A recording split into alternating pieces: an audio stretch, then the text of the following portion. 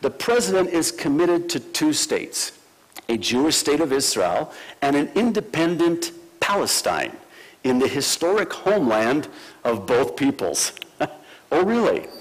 He believes this solution can and must ensure both Israel's security and the fulfillment of the Palestinians' legitimate aspirations for a viable state, and he welcomes Prime Minister Netanyahu's endorsement of that goal. I don't know that he did, but that's what they say he did. Yasser Abed-Rabo, the secretary of the Palestinian Liberation Organization Executive Committee, said, the speech was, watch this, empty of any content and pointless, and he called the Prime Minister, speaking of Netanyahu, a swindler, a fraud, and a liar who makes up tricks about achievement of this peace. You know why he would say that? Here's why. They don't want peace with Israel. They want Israel. Listen, they were already given everything. They were given a Palestinian state. They were given Jerusalem. They were given anything they wanted, and Ehud Barak refused at that Camp David meeting with then President Bill Clinton and Yasser Arafat. Why did he not accept it? They had their Palestinian state right here, sign here. They didn't take it. Why? Because they don't want peace with Israel. They want the destruction of Israel, and they will stop at nothing to get it. Zechariah the prophet, chapter 12, verses 1 through 3. Interesting prophecy. We're seeing it, I believe, fulfilled right before our very eyes. An oracle. This is the word of the Lord concerning Israel. The Lord who stretches out the heavens, who lays the foundation of the earth, and who forms the spirit of man within him, declares, I am going to make Jerusalem a cup that sends all the surrounding peoples, aka neighboring nations, reeling. Judah will be besieged as well as Jerusalem. On that day when all the nations of the earth are gathered against her, I will make Jerusalem an immovable rock for all the nations. All who try to move it will injure themselves. On that day I will strike every horse with panic and its rider with madness, declares the Lord. I will keep a watchful eye over the house of Judah, but I will blind all the horses of the nations.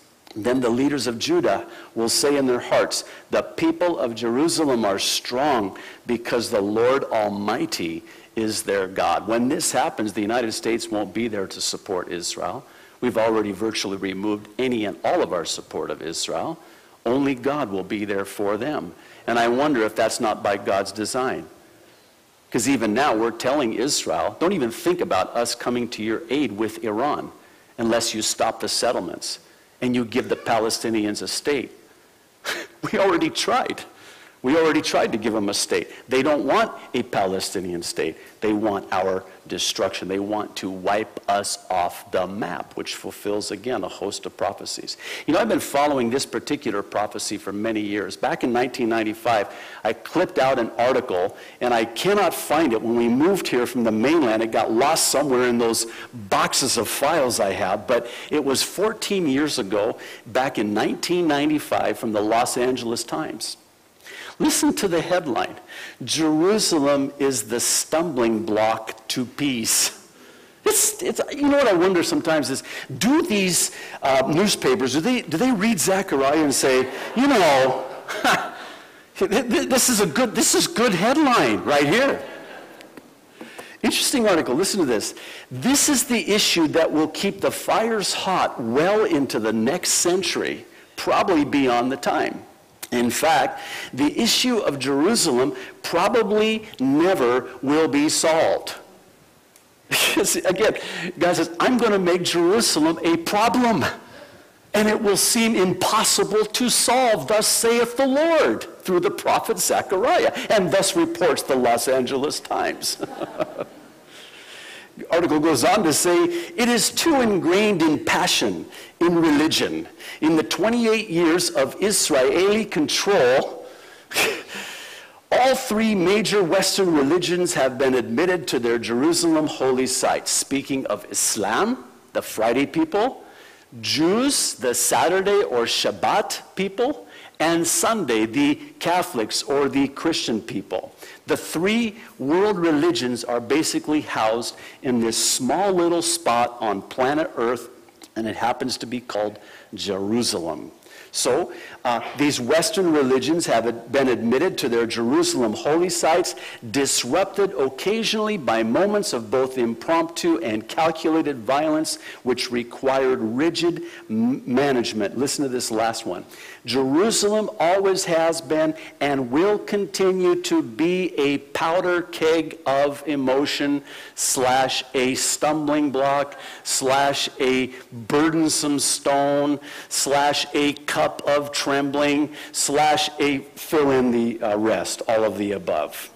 Now, how's this all going to pan out? How's it all going to play out in the prophetic program? Well, this two-state solution is in fact on the table and fulfilling Bible prophecy. A number of years ago, I was able to pick up this graphic by this artist who superimposed the newly rebuilt Jewish temple next to the Mosque of Omar, also known as the Dome of the Rock, there on the Temple Mount in Jerusalem. For those of you who went to Israel with us last year, remember we were standing right where on the side there next to the Dome of the Rock, hiding our Bibles? Actually, we smuggled in a couple of Bibles. Oh no, you cannot have it, it's forbidden!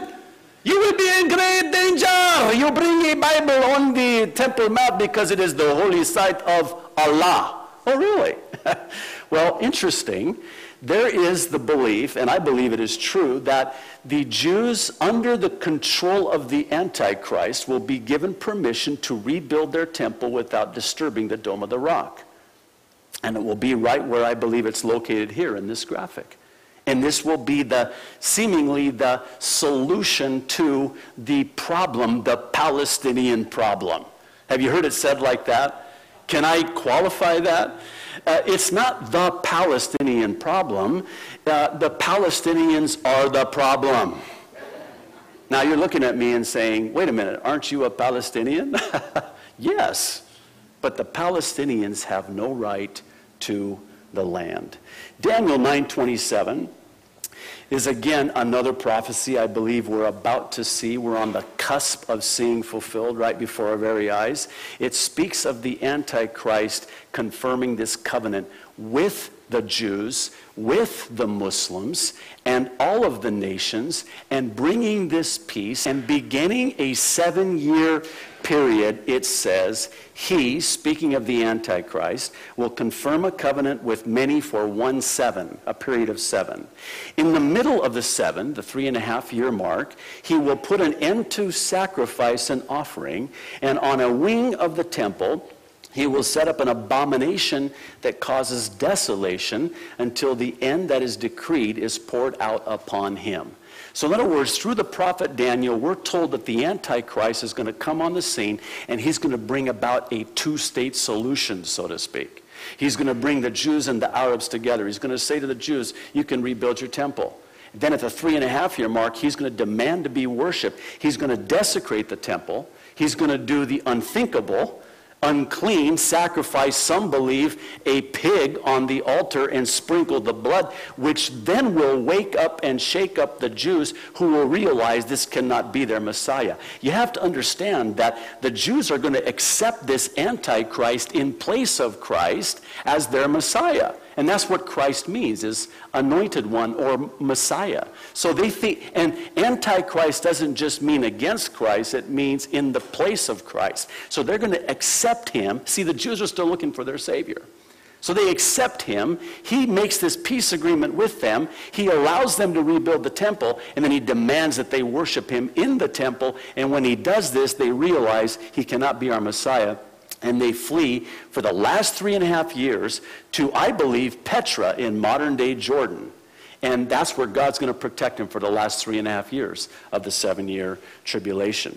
Now, there's another interesting prophecy here that all fits in. And if it seems a little bit discombobulated, bear with me. I'll try to bring it all together and it'll hopefully make some sense.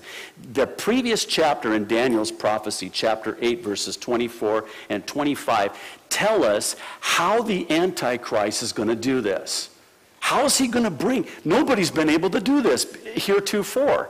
Everyone who has tried has failed. Only one, and he is the Antichrist, will actually pull it off. And here's how.